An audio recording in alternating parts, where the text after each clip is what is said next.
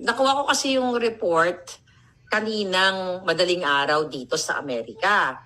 So, hindi pa tayo makatawag sa mga departamento dito sa Amerika kung saan sinubukan kong tawagan ang Los Angeles County Coroner's Office. Nag-inquire na rin tayo online. May mga nakausap tayo mga detectives. So, may idea pa kayo kasi allegedly, mga kababayan, okay, may nategi dito sa Amerika sa isa sa tanyag na hotel sa Beverly Hills. Okay? Sino yung nategi or nagurgur? According sa report na nakuha natin, nagaling din sa circle ni Liza Tanas, nakasama nila, di ba, nandito si Liza Tanas sa Amerika, kung saan umattend sila ng Manila Film Festival. Alright?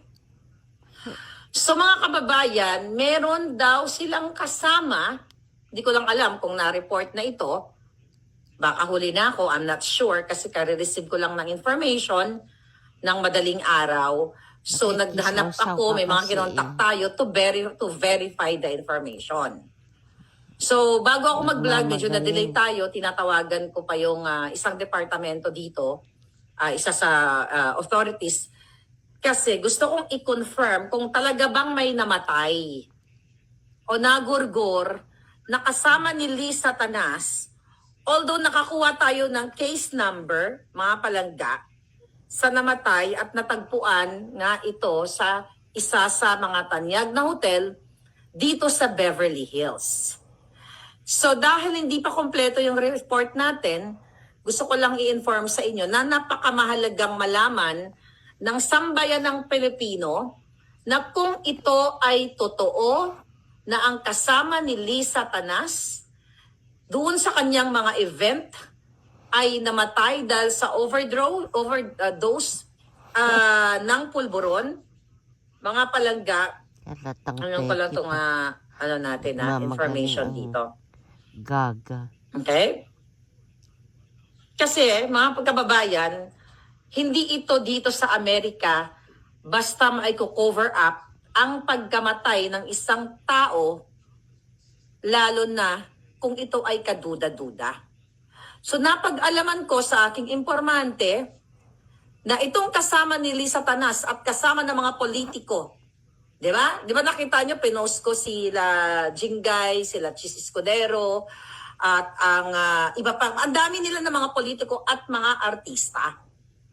So definitely alam nila yung sinasabi ko. But hindi ko lang alam kung sino itong namatay na ito.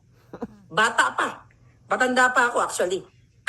Nasa 40s lang daw. Kasi dito sa Amerika, actually, pwede mong ma-verify ang cause of death, ng yung cause ng pagkamatay ng isang tao. Yun nga, nagtatawag na ako sa, nag-inquire na rin ako sa Los Angeles Department of Medical Examiner or yung coroner na tinatawag. Kasi dito mga palangga, pwede mo rin titignan, depende kung pagbibigyan ka, depende sa purpose mo. Nag-check na rin ako dito sa California Department of Public Health Vital Records. Lahat, tinignan na natin kung totoo ba itong report na ito na may namatay dahil sa pulburon overdose. Nakasama ni Liza Tanas itong taong ito. Now ang question, saan sila kumuha ng pulburon? Sila ba ay may bit-bit na napulburon mula sa Pilipinas? Nag-smuggle ba sila? Nagpuslit ba sila? Di ba? Sino ba ang kasama ni Liza Tanas? Kasama ba si Bangag? Kasi may immunity yan eh. Hindi mo pwedeng check, hindi na chine-check ang mga bagay na pag-usapan na natin to ng presidente o ng mga certain cabinet secretaries kasi may immunity sila. They can, they can come and go sa isang bansa na may bitbit. Sabi ko nga dati, kahit bangkay ang bitbitin nila o pulburon, ganyan-ganyan. So, ito pa ang system, mga kababayan. Allegedly, nung namatay itong Bakit taong meron ito, ka ng word na ganyan? allegedly pulburon overdose, nataranta ang mga buwaka ng ina. Hindi nila alam kung anong gagawin nila kasi hindi nila mako-cover up dito kung ito ay totoo diplomatic immunity. Yes, tama. So, 7 hours after the death, okay, nitong taong ito, tsaka na lang daw nila, di umano, ni-report sa authority. Kasi hindi nila pwedeng pagtakpan. At may mga tumangka na ibalik kaagad ang bangkay sa Pilipinas. But you cannot do it in America. Okay? Kasi dadaan ka sa proseso. Kapag suspicious ang kamatayan ng isang tao, mga palangga, kasi hodang ikaw ay powerful na personality. Okay. Tignan na natin dito. Alright. Kasi hodang ikaw ay powerful, artista o whatsoever, hindi ka makakalusot. Remember si Gene Hackman, di ba? Namatay si Gene Hackman. Well, artista yon. You know that already. Yung una, ang daming suspicious din. Baka na gas poison or, you know, kung ano man. But later on, na-rule out na, you know, it's a heart problem. Dalawa sila kasama sa bahay. So, iniimbestigahan. So, ayon sa ating source, kaya hindi pa mauwi-uwi ang bangkay. I don't know kung sino kasi wala naman, hindi ko naman lahat kilala yung mga amiga ni Lisa Tanas. Alright? Hindi natin alam kung babae o lalaki. Yung iba, nagmamaang-maangan eh, no? Kayo talaga. Pero ito ay mayaman din na tao well, ang dami kasing pwedeng angle. Baka naman itong taong namatay ay matino, tapos pinalaklak at sinalaksakan dito ng pulburon. So yan ngayon ang problema ni Lisa Tanas. Alzheimer's and pacemaker, yes, sabi ni Duquesa. Yes, si Gene Hackman. So eto ngayon ang problema ng Marcos Bangag administration. Paano ngayon ninyo pagtatakpan na may kasama kayong nategi dito sa Amerika pa nategi sa Los Angeles and sa Beverly Hills. Social ang kinamatayan. At least, you know, namatay ka sa Beverly Hills. Saan ka namatay? Ay, hindi ka na pa napakakasagot. Saan namatay yung friend mo? Doon sa Beverly Hills.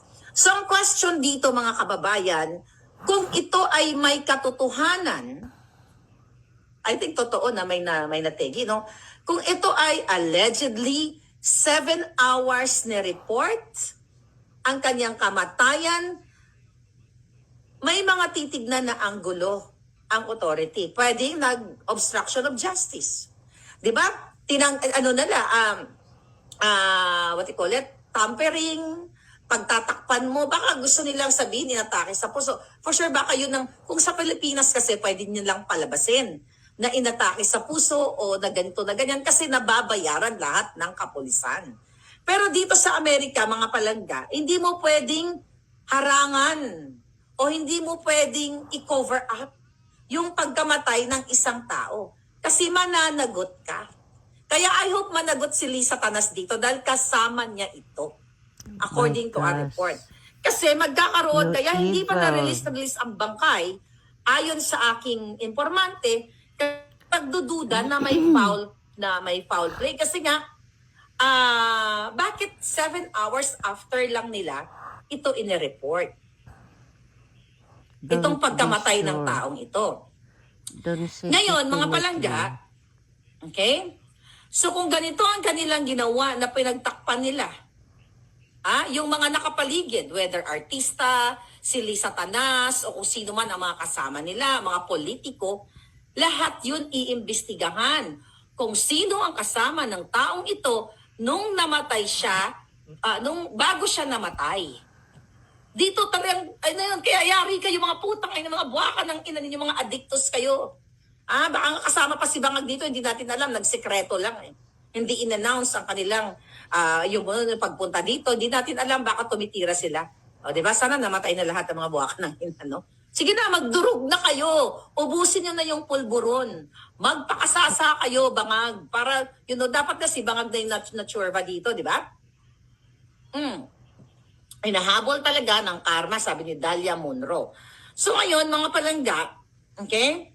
Kasi pwedeng maraming pananagutan yung mga taong nakapaligid dito sa certain taong ito bago siya namatay. Kasi hindi natin alam.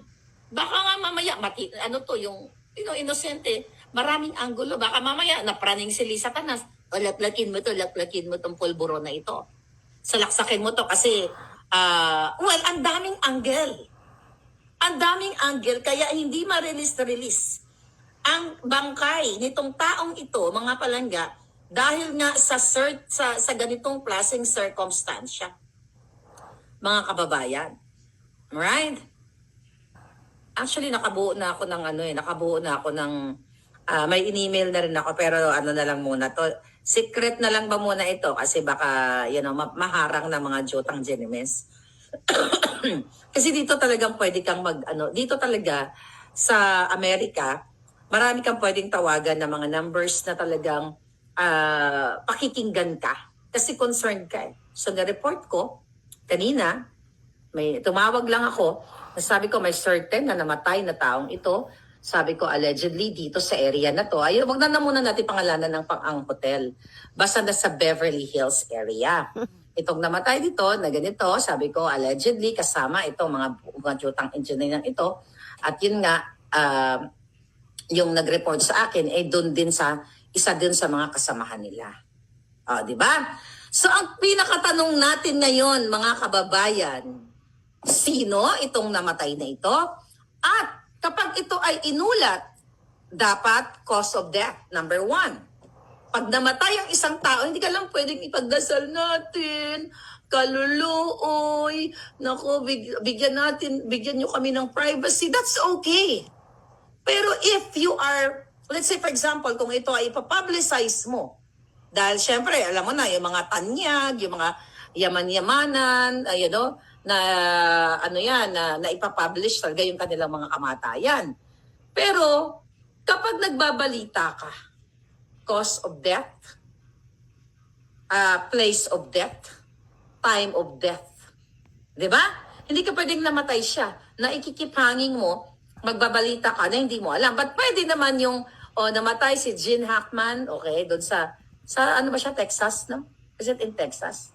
Si Gene Hackman, yung may lugar niya, sa bahay niya and everything. Ang hindi lang na rule out, okay? Magsasalita ka, dapat just to make it alam sure. mo mga exact Okay, information. tignan natin to. Google. Dalawang importanteng balita natin na may papakita ko ebidensya sa inyo ngayon.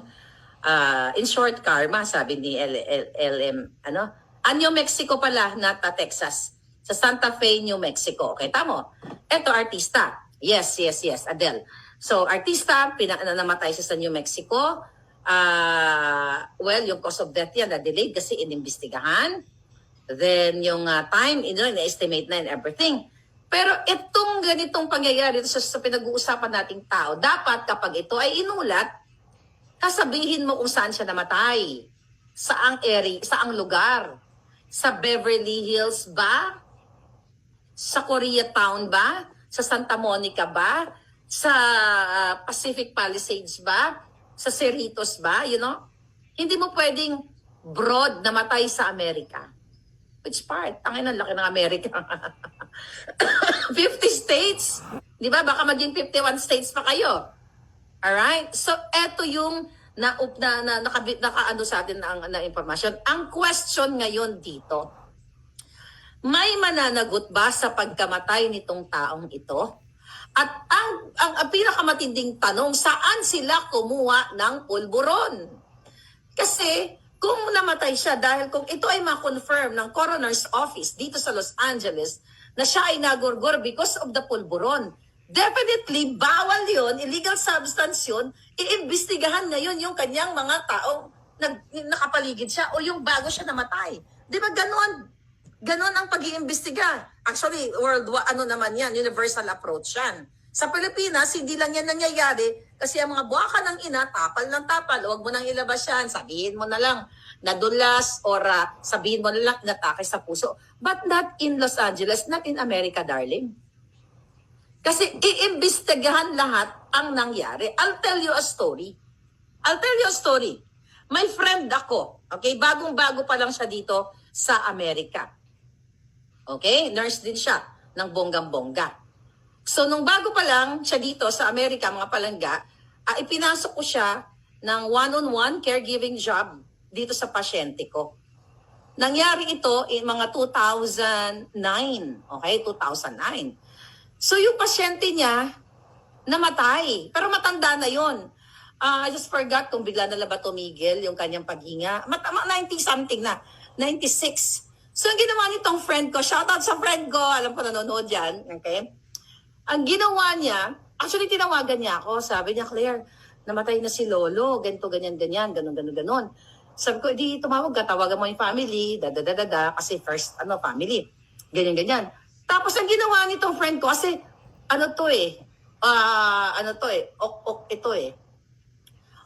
obsessive compulsive. Talagang siya, may attitude, talagang nakakatuwa yung ugali niya. Pag pumunta ka sa bahay niya, sa kwarto niya, sobrang linis, sobrang organized. May mga taong ganun, di ba? Na talagang or very organized. So ang ginawa ng friend ko, nilinis niya. Yung mga paligid, nilinis na si Lolo, lahat nilinis niya. So dumating ngayon yung coroner's people. Kasi titignan kung bakit namatay. Although 97 years old na ito, So ngayon, ang linis. So tinanong siya. During that time, okay na siya. Meron na siyang papers noon dahil student, pareho kaming student. Student visa, may social security na. So is legal in America. Okay? Tinanong siya, bakit ito, bakit ganyan? Tinanong siya bakit walang, parang totally malinis yung yung pasyente. And yung crimes, well, it's not a crime. Kumbaga yung scene. So talagang ang tagal ng imbestiga sa kanya, kaya kinabahan. Enzo Recto, kalaman ng katiwalian at kasinungalingan. Report. Actually, nakuha ko kasi yung report kaninang madaling araw dito sa